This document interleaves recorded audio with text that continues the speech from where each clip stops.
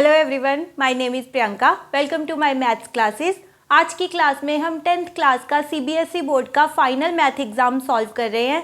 This exam was held on 10th March 2025। तो हम solve कर रहे हैं question paper with QP code 30/1/1।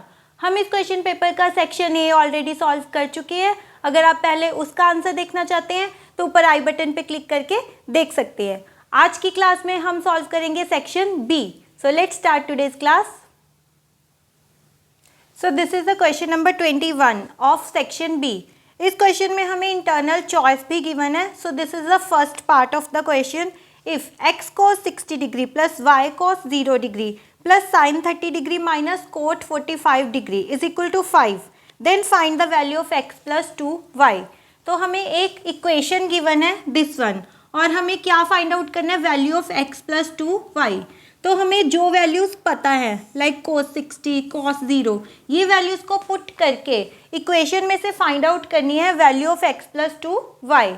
So first of all cos 60 किसके इक्वल होता है? यहाँ पर हमें गिवन है x into cos 60 is equal to 1/2 plus y into cos 1 is equal to 1 plus sin 30 is equal to 1/2 minus cot 45 किसके equal होता है?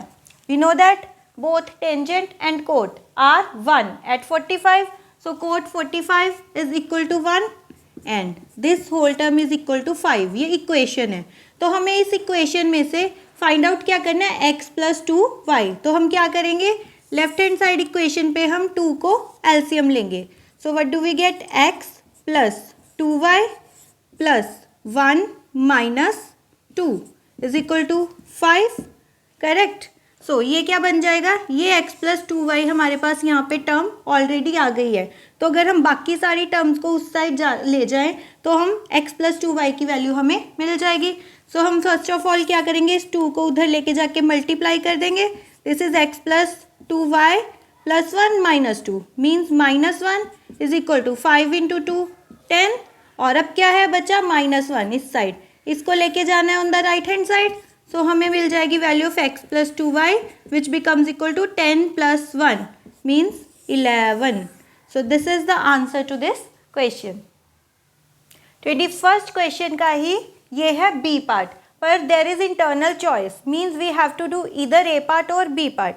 सो बी पार्ट क्या है? Evaluate tangent square 60 divided by sine square 60 plus cos square 30. इसकी value हमें find out करनी है. Now tangent square 60, tangent 60 की क्या वैल्यू होती है? So tangent 60 is equal to √3. √3 के इक्वल होता है टेंजेंट स्क्वायर, उसका हो गया square divided by. Now here we have sine square 60 plus cos square 30. Sine 60 की क्या वैल्यू होती है? √3/2 और यहाँ पर स्क्वायर है तो इस टर्म का आ जाएगा स्क्वायर प्लस. सिमिलरली कोस 30 किसके इक्वल होता है? That is also equal to √3/2. Now again क्योंकि यहाँ पर स्क्वायर है तो इस टर्म के साथ भी आएगा square. Now √3 square becomes 3 divided by, यहाँ पे भी हम दोनों टर्म्स की स्क्वायरिंग करेंगे. So this becomes 3/4 plus 3/4. This substitutes to 3 हमारे पास न्यूमरेटर में है, डिनोमिनेटर में हम अगर 4 को एलसीएम ले लें so we get 3 plus 3 and now this 4 goes upward and 3 into 4 divided by 3 plus 3 is 6. So this becomes 12 divided by 6 or 2. So इस टर्म की जो वैल्यू है that is equal to 2. The next question is find the zeros of the polynomial px is equal to x square plus 4/3x minus 4/3. So zeros, हमें एक polynomial given है, उसकी zeros find out करनी है. सो zeros का क्या मतलब है? The values of the x for which this given polynomial becomes equal to 0. हमें वो वैल्यूज फाइंड आउट करनी है. मीन्स वो वैल्यूज हमें एक्स की फाइंड आउट करनी है जिसके लिए गिवन पोलिनोमियल की जो वैल्यू होगी दैट इज इक्वल टू 0. तो हम इसको 0 के इक्वल रखेंगे और इस इक्वेशन में से फाइंड आउट करेंगे एक्स की वैल्यूज. तो कैसे करते हैं हम? By the factorisation method. और फैक्टराइजेशन कैसे कर सकते हैं? By splitting the middle term. So सबसे पहले हम इसको सॉल्व करेंगे. सो 3 लेंगे LCM on the left hand side, this becomes 3x square plus 4x minus 4 is equal to 0.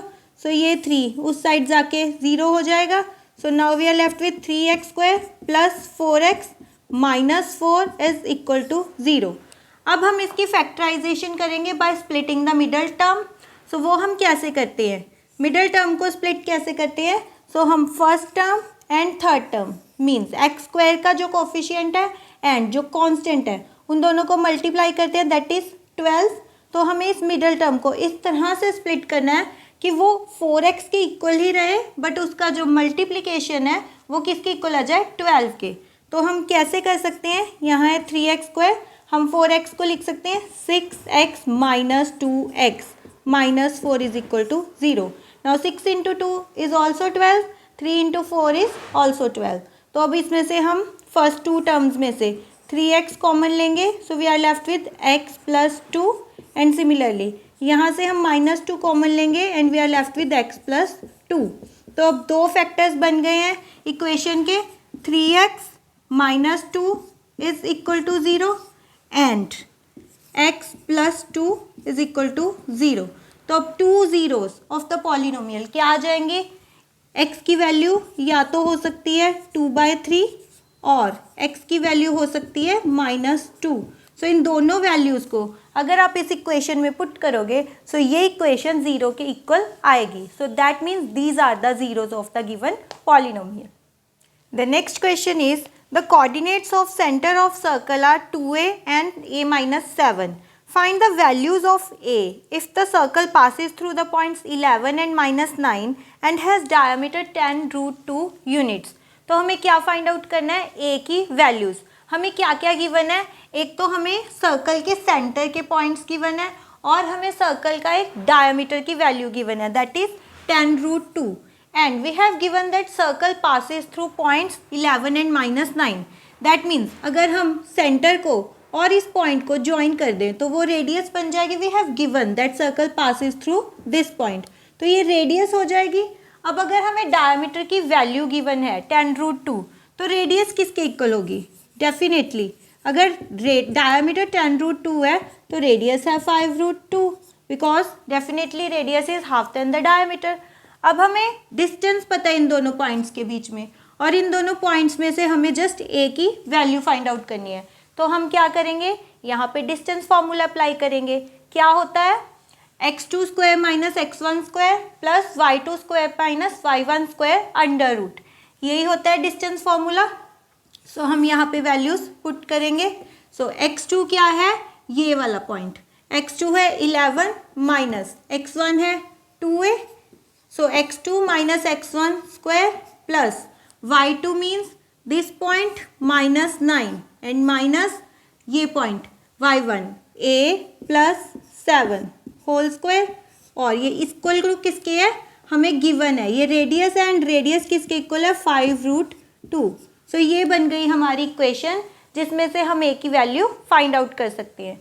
सो अगर हम इस इक्वेशन को सॉल्व करेंगे what do we get, 11 minus 2a whole square. So this becomes, हम यहाँ पे अप्लाई करेंगे a minus b whole square का formula, a square 11 square is 121 plus b square 4a square minus, क्योंकि यहाँ पे माइनस है 2 into a into b, so यहाँ पे आएगा 44a. सिमिलरली प्लस, अब यहाँ पे हमारे पास है -9 प्लस 7 और -9 प्लस 7 बन जाएगा हमारे पास -2. सो ये बन जाएगा -2 माइनस a. और यहाँ पे हम अप्लाई करेंगे इसका square, -2 square is 4 plus -a square is a square. So यहाँ पे भी प्लस आ जाएगा बिकॉज -2 टाइम्स है. So 2 into 2 4a is equal to, ये है इसका under root, is equal to 5√2. तो अब हम यहाँ पे सॉल्व करेंगे, हमारे पास 4a की कितनी टर्म है, 4a square and a square, this becomes 5a square. And हमारे पास a की कितनी टर्म है, -44a and 4a, -44a plus 4a becomes -40a and 121 plus 4 becomes plus 125 is equal to 5√2. अब यहाँ पे है under root, what we will do, squaring on both sides, दोनों साइड्स पे स्क्वायरिंग करेंगे। यहाँ पे आ जाएगा 5a² minus 40a plus 125 is equal to 5 5 25 into 2 50। अब हम 50 को इस साइड ले आएंगे, so what do we get, 5a² minus 40a plus 75 is equal to 0। 125 minus 50 is 75।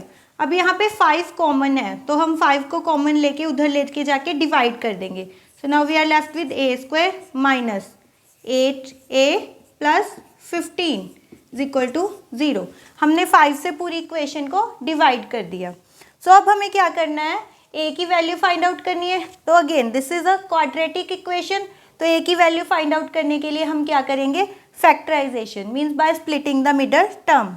So middle term को कैसे स्प्लिट करते हैं, हम कोफिशिएंट्स देखते हैं x² का एंड लास्ट कांस्टेंट।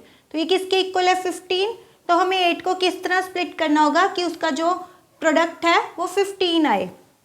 कैसे कर सकते हैं, very easily, -3a minus 5a plus 15 is equal to 0।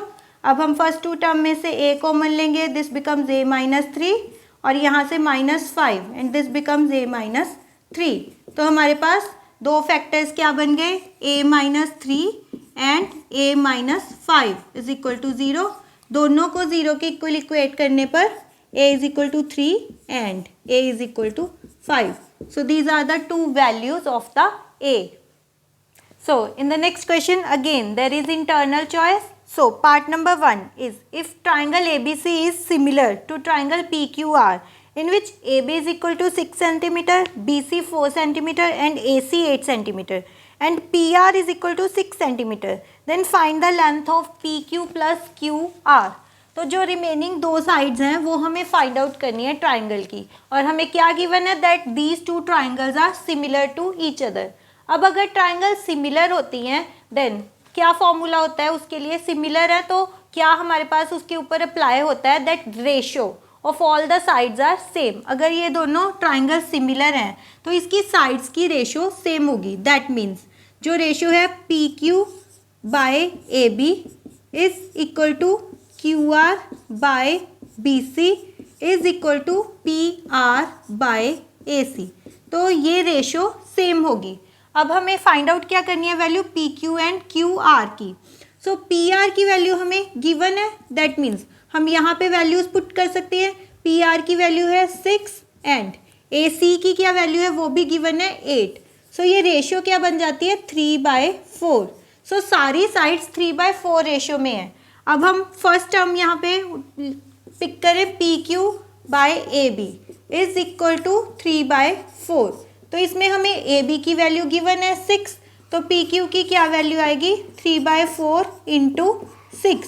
तो क्या आ जाएगा ये 3/2, दैट मीन्स ये आ जाएगी 3 3 9/2 मीन्स 4.5 सेंटीमीटर आ गई। किसकी वैल्यू आ गई है, PQ की। Similarly QR by BC is also equal to 3/4। अब हमें BC की वैल्यू भी गिवन है 4 सेंटीमीटर, यहाँ पे हम पुट करेंगे। So this becomes equal to 3/4 into 4, so which is equal to 3 centimetre. तो अब PQ की वैल्यू क्या आ गई हमारे पास 4.5 एंड QR की 3 centimetre. So PQ plus QR is equal to 4.5 plus 3, that means 7.5 centimeter. The B part of the question is, in the given figure QR by QS is equal to QT by PR and angle 1 is equal to angle 2. Show that triangle PQS is similar to triangle TQR. तो हमें ये दो चीज़ें given है और ये है given figure, और हमें क्या प्रूफ करना है, that triangle PQS is similar to triangle TQR. See, first of all हमें क्या गिवन है, that angle 1 is equal to angle 2। तो अगर हम लें triangle PQR, in triangle PQR, तो PQR जो एक ट्राइंगल है इसमें एंगल 1 एंगल 2 के इक्वल है, and we know that if opposite angles of any triangle are equal then the sides opposite to these angles are also equal.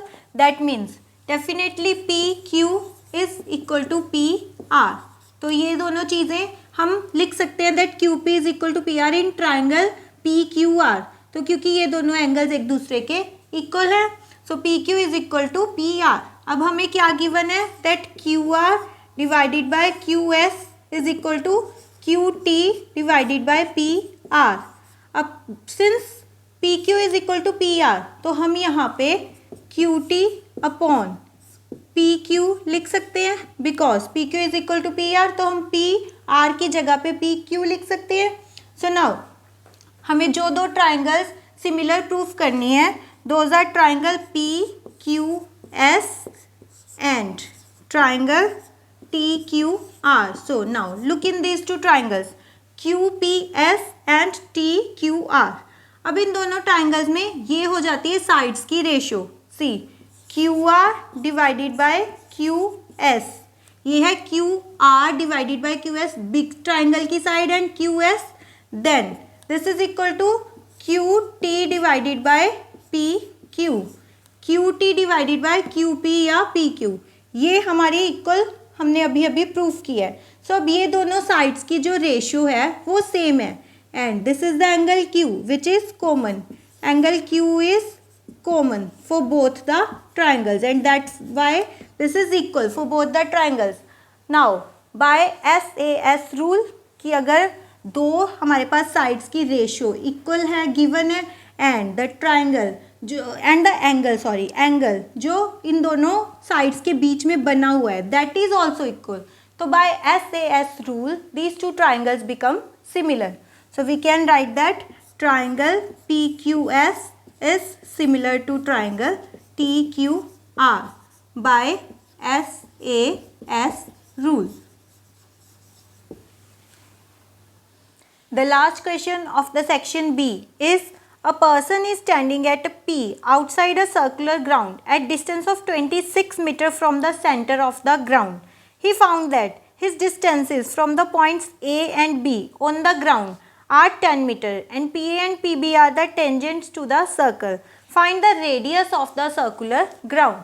See अब हमें क्या क्या गिवन है, इसमें हमें गिवन है that this is the point P which is 26 meter away from the center और ये इसका distance 26 meter है and these are two tangents जिनका हमारे पास distance गिवन है 10 meter and 10 meter. हमें find out करनी है radius of this circle. See क्या हमारे पास property है tangent की, whenever there is a tangent drawn to any circle it is always at 90 degree to the radius. Tangent is always perpendicular to the radius of the circle. तो ये angle है 90 degree, that means OPA is a right angle triangle. ये right angle triangle है. हमें क्या find out करना है, value of OA. तो हम क्या करेंगे, इस ट्राइंगल पे अप्लाई करेंगे पाइथागोरस थ्योरम. हमें फाइंड आउट करनी है radius of the circle OA which is going to be equal to under root of hypotenuse square. Hypotenuse क्या होगा, the side opposite to the right angle which is 26. So 26 square minus and this PA square is 10. So this becomes equal to 26 square is 676 minus 10 square is 100 under root and this becomes equal to 576 under root and 576 under root of 576 किसके equal होता है, yes 24. 576 is the square of 24. तो radius क्या आ जाएगी circle की, 24 metre. So this is the solution to section B of the question paper with QP code 30/1/1. Next class में हम इस question paper का next section solve करेंगे, section C. So what was the QP code of your question paper? Comment करके बताइएगा ज़रूर. If you want to learn with me, subscribe to my channel. See you in the next class.